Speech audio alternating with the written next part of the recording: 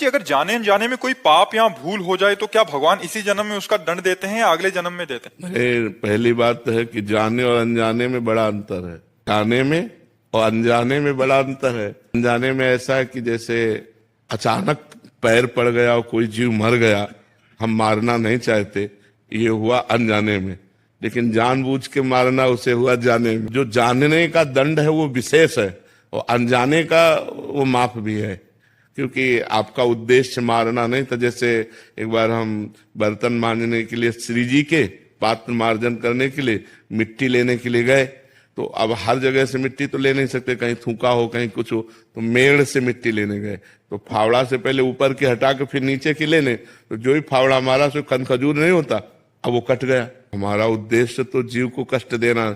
बड़ा हृदय में व्यथा हुई अनजाने में, तो वो व्यथा से ही क्षमा हो गया। जैसे हृदय में जलन हुई ना कि अरे राधा राधा राधा ऐसा कैसे हो गया, ये तो वो जो अंदर व्यथा हुई तो अनजाने में हुए पाप। जैसे आपका पैर पड़ गया, कोई जीव मर गया, तो आपके हृदय में ताप हुआ, वो उसी समय समन हो गया। लेकिन जानकर जो पाप किया जाता है वो इस जन्म में नहीं होता, वो आगे प्राप्त होता है। क्योंकि पीछे जन्म में जो हमने पाप किए उनसे जो शरीर बना, उस शरीर को सुख दुख भोगना पड़ेगा। जैसे इस समय हम अच्छा काम कर रहे हैं, लेकिन पीछे हमसे पाप कर्म हुआ तो आज हमको भोगना पड़ेगा। अच्छा काम करते हुए भी हमें भोगना पड़ेगा। अब पीछे का पुण्य आ गया और हम बुरा काम कर रहे हैं तो हमें अच्छा लाभ प्राप्त होगा। इस कर्म जो अभी हम वर्तमान में पाप कर्म कर रहे हैं और हमें पुण्य पीछे का आ गया तो वो हमको लाभ देगा। तो पाप कर्म का फल लाभ तो होता नहीं, धर्म का फल हानि तो होता नहीं। लेकिन धर्म करते हुए भी हानि देखा जाता है और पाप करते हुए भी लाभ देखा जाता है। ये पूर्व का है, आज का जो कर्म है वो आगे हमें देगा।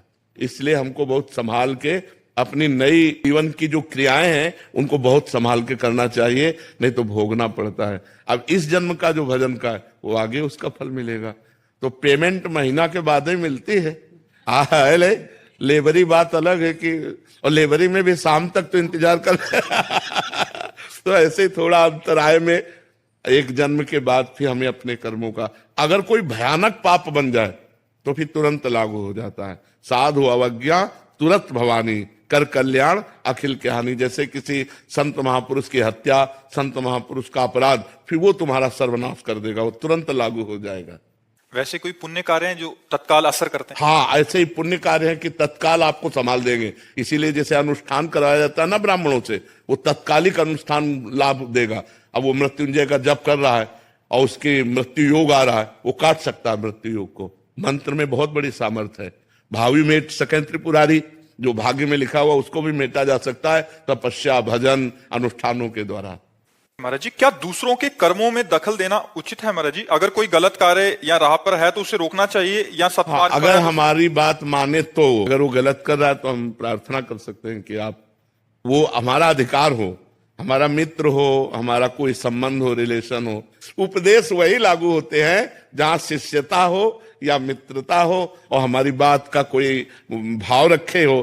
तो हमें लगता है कि जब तक हमारा कोई भाव न रखता हो तब तक उपदेश नहीं देना चाहिए, नहीं तो उपदेश भी व्यर्थ जाएगा और आपको दुख भी होगा। या तो वो पूछ रहा हो तो आप बोल सकते हो, और या अपना कोई निजी जन हो तो आप बोल सकते हो, अन्यथा उपदेश करना वो उपहास का पात्र बनना है।